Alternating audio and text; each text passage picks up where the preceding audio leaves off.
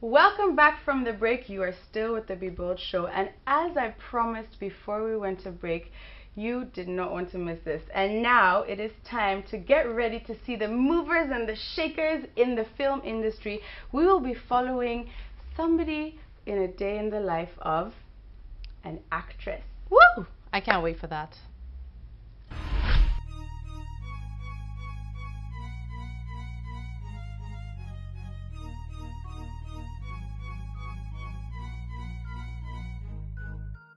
Welcome. How are you? I'm good.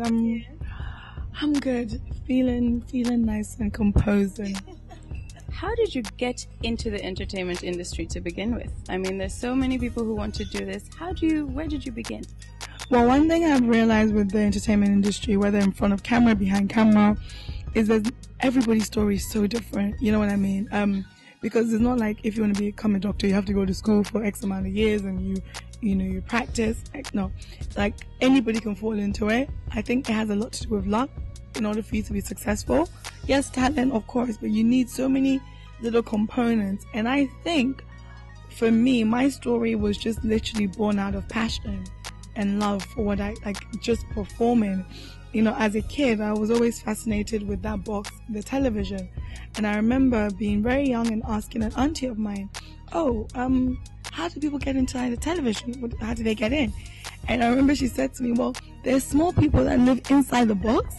And, when you turn it on, they actually just perform and they do all these performances for you. So you believed her? I believed her. So when I got a little bit older and I walked past a TV repair shop and I realized the back was open and there was no people inside. So I was like, somebody's been telling porkies. So essentially that was pretty much it. But then I always did school plays. I was always that talkative kid in class. And I think I didn't like the maths and the sciences. My brain was a bit more creative. I like English, performing, wild imagination. I think I still have it. And guess my turning point came when, as a kid, after school place in West London where I grew up, called YCTV, stands for Youth Culture Television.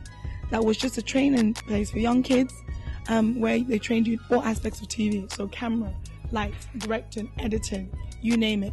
And it was just an after school club. And it was set up as like a charity. And it was having like a whole bunch of fun with my friends. We'd make little TV shows. Wasn't really taking it seriously because my goal was to become an actor.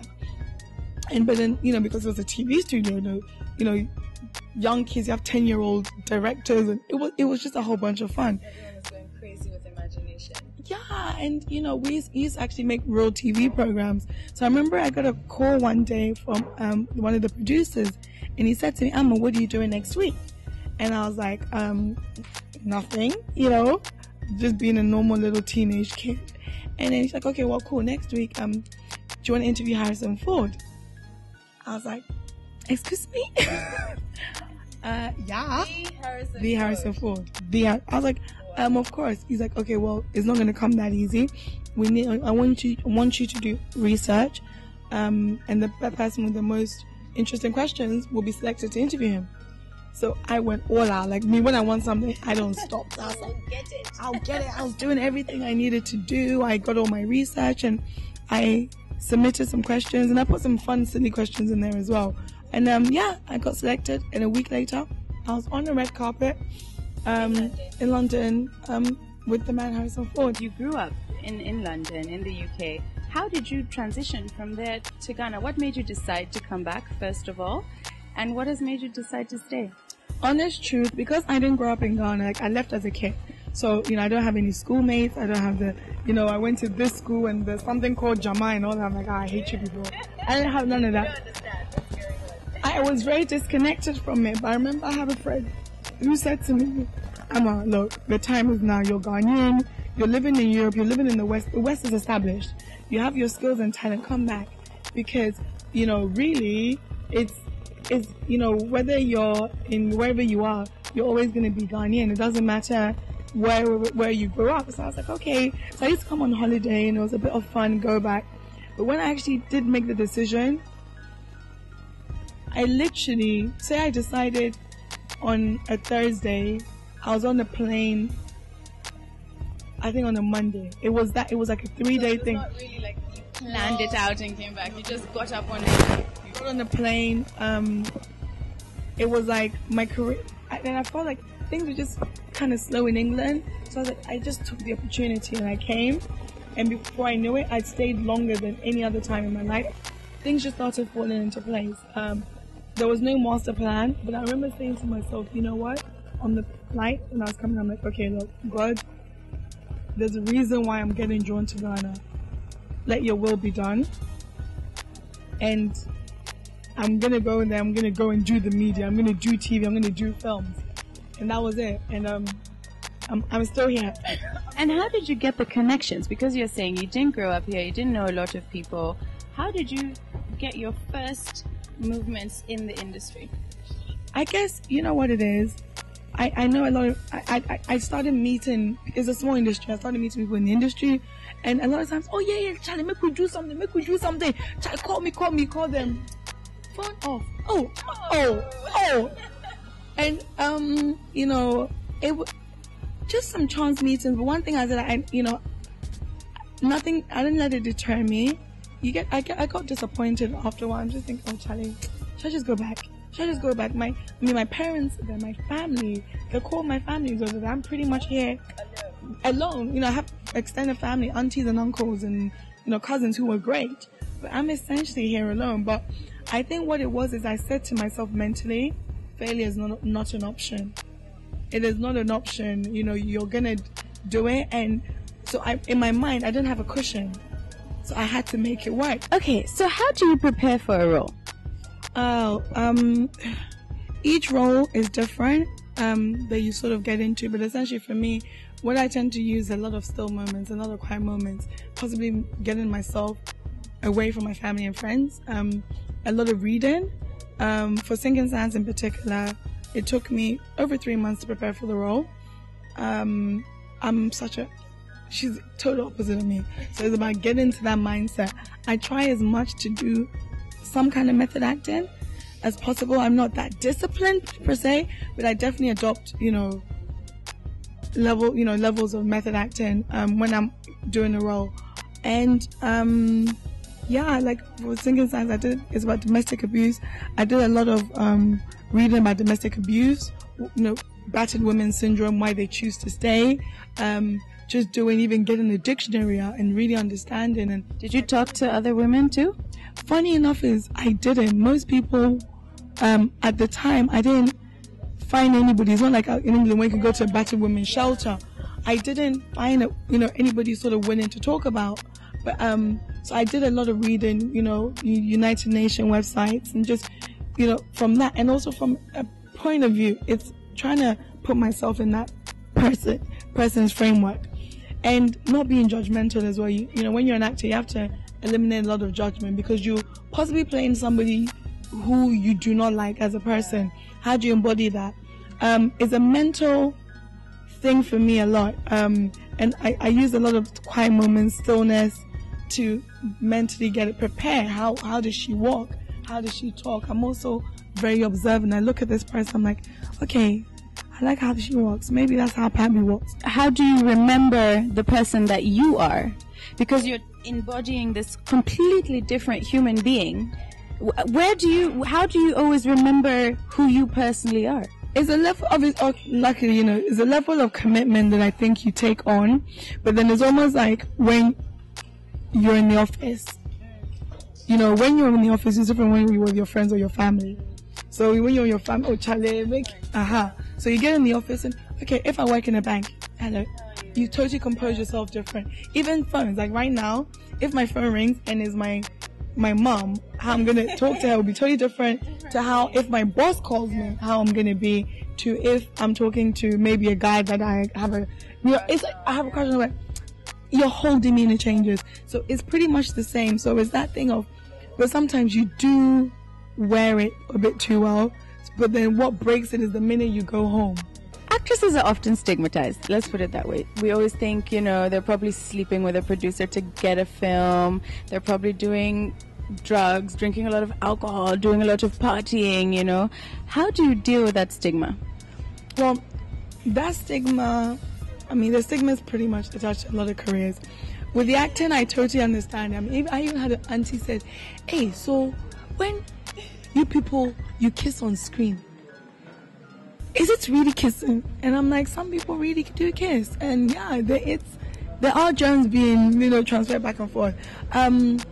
But what you need to understand is, even when you're shooting a lovemaking scene, what people don't know behind the camera is there's probably about 50 people in the room watching. It's the most uncomfortable thing ever. No matter, even if you have Brad Pitt, it's still going to be uncomfortable because as romantic and sexy. not at all. Not at all. Nothing. So it's that thing of where a lot of people see how you portray a certain character as that's really you. And to be honest, I'm not being mad. Yes, there's a stigma and there's a stereotype, but there's a truth, left side of truth to every stereotype. Yes, some actors, and actresses, whatever, sleep with producers and directors. But then some nurses may sleep with doctors. What does your boyfriend think if you are kissing another man? I think anybody that ever dates an actor, if you're a woman, your husband is an actor, your boyfriend, and vice versa, even when you go and say, it's not romantic. Does that make sense? So it's not really cheating. It's only cheating if it's George Clooney. George Clooney, call me. No, I'm just joking. I think it is. It's you pretty much have to know that it's a career, it's a business. Whether your girlfriend works in a bank or she's a chef, or it is what it is. It's a level of professionalism, and yeah, it's make believe. It's make believe. Yeah. So I think. Don't go and date an actor or an actress unless you can deal with it. Now, to all the young people out there that are watching you here right now, what do you have to say to them if they want to start in this industry and become an actor or actress? First and foremost, I get on my Twitter, on my Facebook, I get it a lot. Ama, I want to be a star. I think I can act. Ama, please help me. First thing I'll say to anybody that wants to get into this industry, you need a dose of reality check. Why do you want to do this? What is your motivation to do this? People think being a star is easy. So if you want to be a star, don't act. It's a lot of work. Do a YouTube video. Get 1 million hits. You can get 1 million hits in a few days and then you're a star. That's it. But if you really want to do this, what is your motivation? What is your passion? Can you cut it? The disappointment, the rejection. With my background in theatre, one of the things that we always, you do in theatre a lot is improvisation. And for me, as a hyperactive person, what I balance with is stillness. Okay. So there's this game we used to play called Tableaus. It's a performance game. So what you do is you get one or two, three performers or challengers, and essentially you, for example, you start in a moment of stillness. So in any position, when I click my fingers, you start the improvisation. When I click it, somebody else joins, and whatever they do, you need to improvise it. So click, and it can go on till more people join or people leave. It's like, yeah, so improvisation with stillness work. So.